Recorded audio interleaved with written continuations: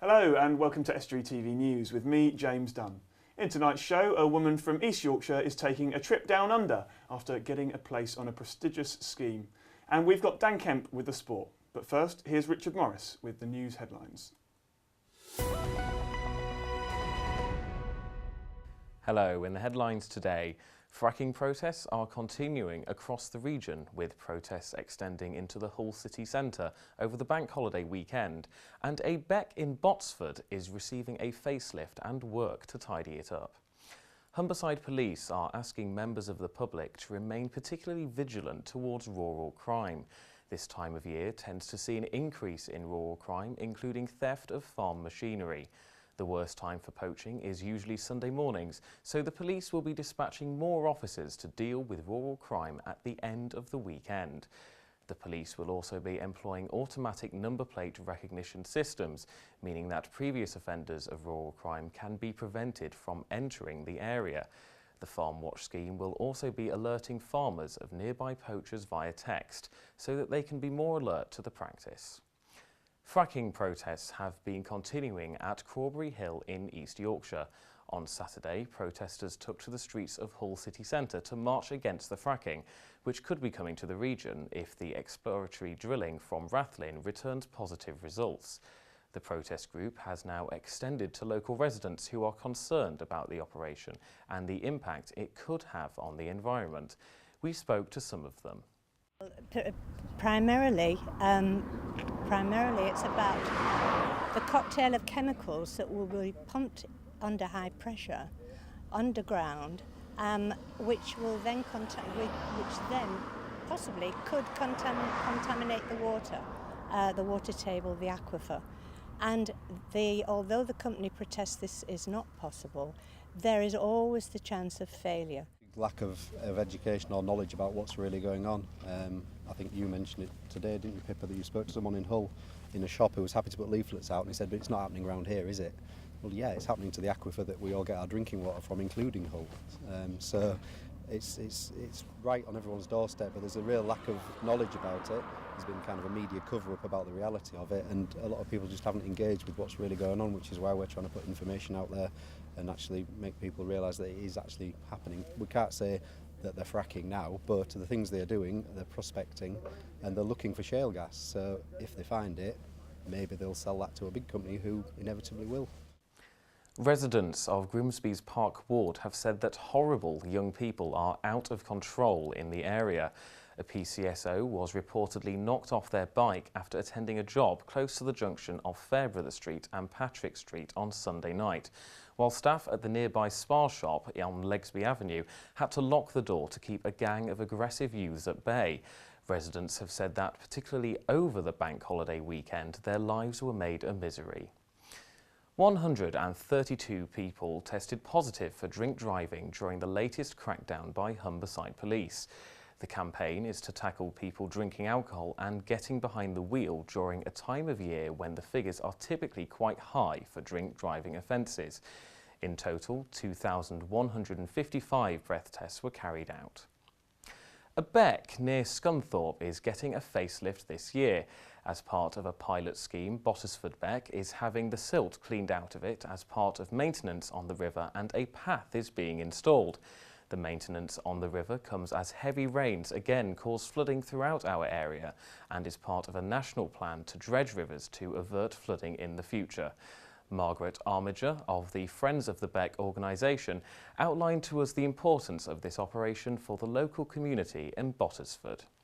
At the moment they are working within the confines of a pilot scheme to maintain the beck. We were allowed to go onto a government pilot scheme last year, and the year ends at the end of this month, October. Just to maintain the beck, to make sure that it remains a safe and attractive feature of Bottisford. We are trying to create, a bit further up the river, a linear park for the community of Bottisford. We've had a path constructed about 4.9 kilometres long that goes all the way down the beck and around the lake at the bottom. If you have any news for us, then please don't hesitate to contact us on Grimsby 01472 315561, or contact us through Twitter by searching at Estuary TV, or you can even search us on Facebook. Bye for now. Thanks, Richard. Now, our guest today is Esther Damery-Thompson, who works for an East Yorkshire marketing company. She's just won a place on the Mentor Me scheme with the South Australian government. Tell me a little bit about that, Esther. So basically it's the Mentor Me programme, and it was an opportunity for 8 roles within South Australia. And they vary, the roles vary from being an ambassador for a vineyard, an events manager at the Adelaide Oval, a programme and events manager for the Fringe Festival, or the marketing destination office, which is the one I went for.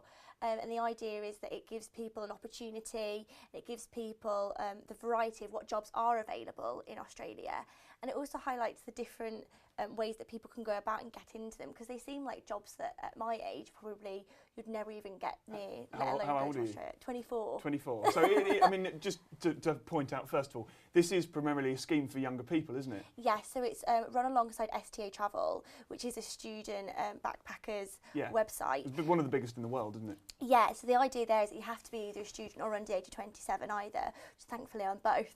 And it's run alongside them to highlight what is available, what opportunities are available, and that it's no longer just you have to stay in England and work, you can go around the world. It's a 24-hour world now, and everyone's connected, everyone's everywhere.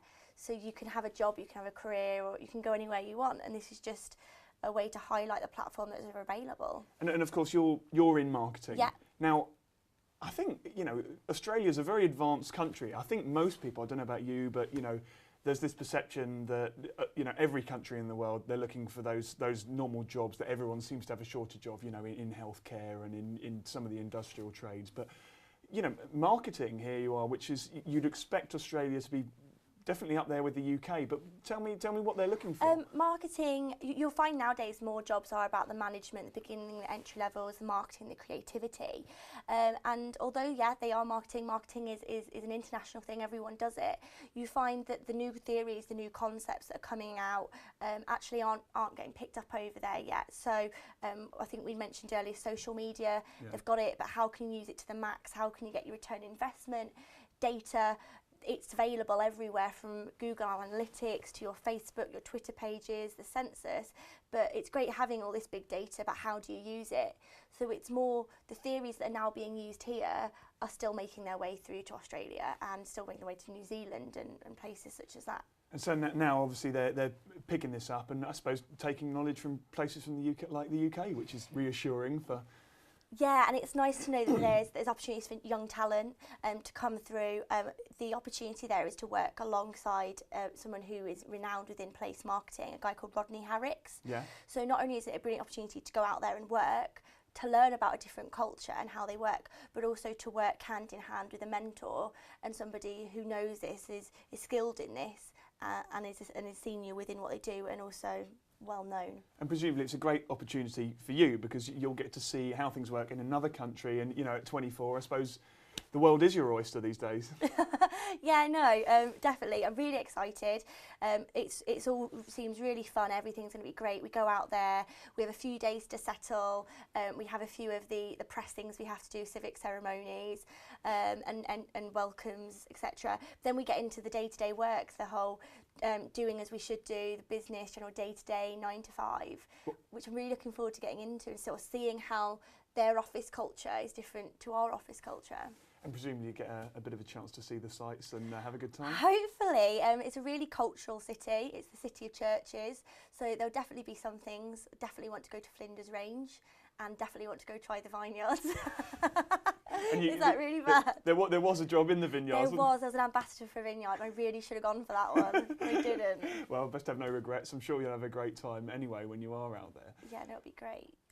I'll update you and sort of let you know how it goes on. So that'd be really great. good. But I mean, obviously, I suppose the other thing to say is that this happens every year, doesn't it? No, this programme, no. Oh, it's a one-off? No, it's a one-off. So basically the idea is that it's something that will be going around to different countries. So last year they did Germany. So last year 8 students or young professionals went from Germany, and this year is England, and then next year it might be America or somewhere else. And the idea is that they're bringing people from all over the world, and it's not just the UK. But those opportunities out there, do you know if people are looking to move out to Australia? Because I'm sure there's a lot of people. Always opportunities. I went travelling there 3 years ago, and I fell in love with it. And the opportunities are constant, and they're constantly coming through. They're constantly changing what they need, who they want, and what they want to bring through to grow their, what's the word?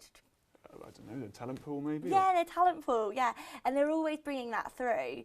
And I think that it's definitely something to keep an eye on. I'm just really lucky. The process is so difficult, but it's worth it. And I suppose I'm lucky that I've been given the opportunity to go work with the government, which I think will help.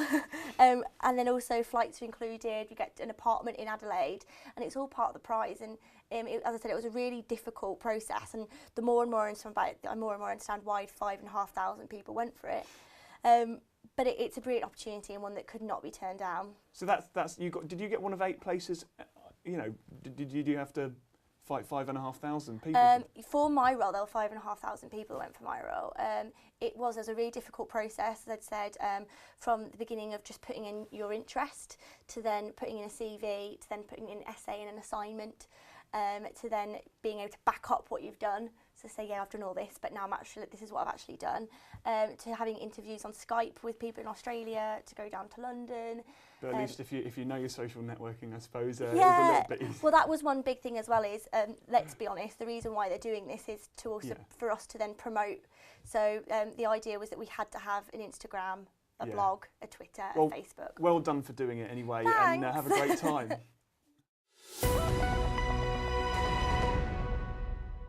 Well, I'm sure when Esther's over there, she'll have a great time. And one thing that she'll realise pretty quick is that one thing Australians love is sport. And I know someone else like that. It's Dan Kemp.